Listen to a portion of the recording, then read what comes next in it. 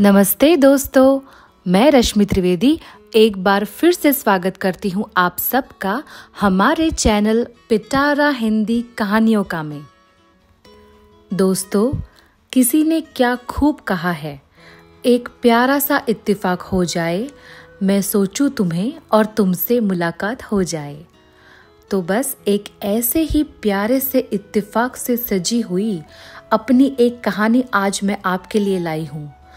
तो देर किस बात की है, जल्दी से इस पिटारे को खोलते हैं और सुनते हैं मेरी कहानी एक प्यारा सा इत्तेफाक।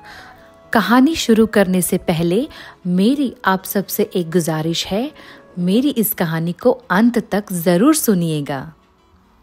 रोज की तरह सुहानी ऑफिस के लिए तैयार हो रही थी। आज उसका दिल कुछ उदास सा था। घर से निकलकर पूरे रास्ते वह यही सोच रही थी, आखिर अब मैं शेखर से क्या कहूँगी। सोचते हुए कब वो ऑफिस पहुंची उसे पता ही नहीं चला। उसकी निगाहें शेखर को ही ढूंढ रही थी। उसने देखा शेखर अपने काम में व्यस्त था। वो चुपचाप अपने मेज के पास गई और फाइल देखने लगी। आज काम में उसका ध्यान नहीं लग रहा था। थोड़ी देर बाद शेखर की आवाज उसके कानों में पड़ी। अरे तुम कब आई? आज कोई हाय हेलो कुछ नहीं, क्या बात है? कुछ उदास भी लग रही हो। सुहानी ने शेखर की आंखों में देखा और भीगी हुई पलकों पर ठहरे आंसुओं को पोंछते हुए कहा, शेखर, कल लड़के वाले मुझे देखने आ रहे हैं।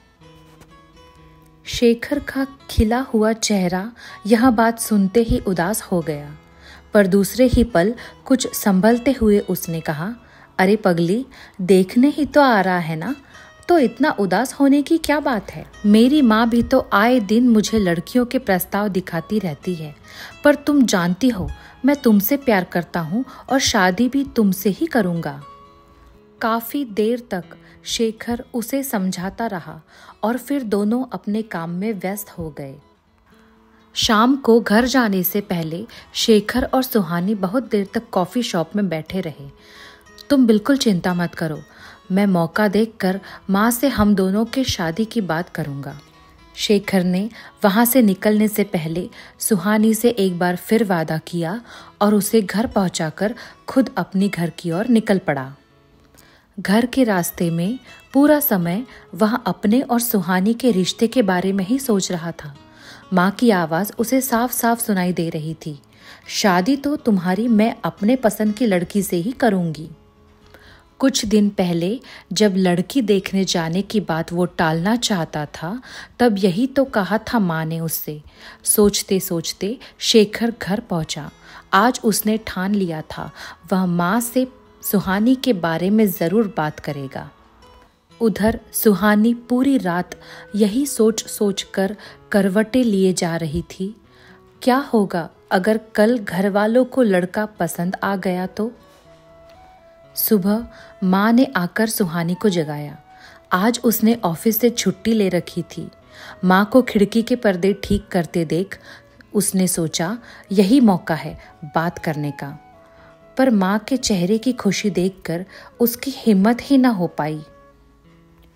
वो चुपचाप उठी और रोजमर्रा के कामों में लग गई। फिर वो वक्त भी आ गया जिसका उसको डर था। वो अंदर तैयार हो रही थी, तभी माँ आई और उसे जल्दी से तैयार होने का कह गई। लड़के वाले आ चुके थे। सुहानी की दादी उसकी घबराहट को समझ रही थी।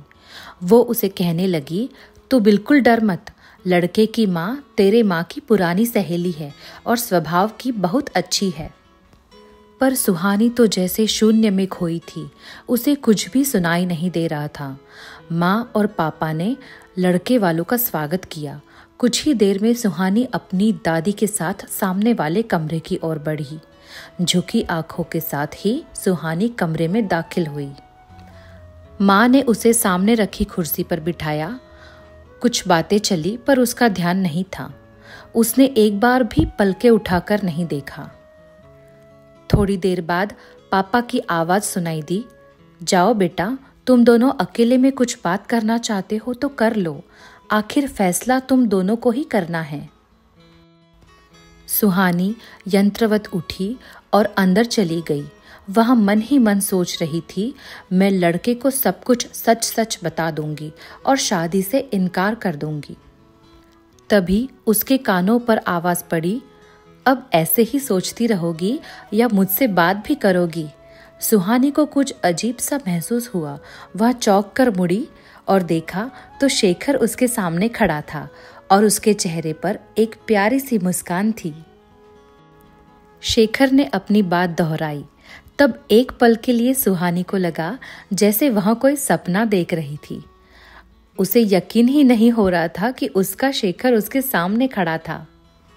खुशी के आंसू पोंछते हुए, थोड़ी सी नाराजगी दिखाते हुए सुहानी ने पूछा, तुम्हें पता था ना कि तुम आज यहाँ आने वाले हो, तो फिर क्यों सताया मुझे? यकीन मानो मुझे इस बारे में कुछ नहीं पता था, शेखर ने सुहानी का हाथ अपने हाथों में लेते हुए कहा। उसने आगे कहा, हमेशा की तरह माँ मुझे अपनी कसम देकर लड़की देखने लेकर आई। मुझे नहीं पता था कि माँ की बचपन की सहेली अनीता आंटी यानी तुम्हारी माँ है। बस यह एक इत्तेफाक है। नहीं, यह बस एक इत्तेफाक नहीं है, बल्कि यह एक प्यारा सा इत्तेफाक है, मुस्कुराते हुए सुहानी ने कहा और शेखर को गले लगा लिया। तो दोस्तों, कैसी लगी आपको मेरी ये छोटी सी प्यारी सी कहानी? मुझे कमेंट करके ज़रूर बताइएगा। और हाँ, आप अगर मेरी ऐसी ही कहानियाँ सुनना चाहते हैं तो हमारे चैनल को ज़रूर लाइक कीजिएगा, साथ ही सब्सक्राइब करना ना भूलिएगा। तो आज के लिए बस इतना ही।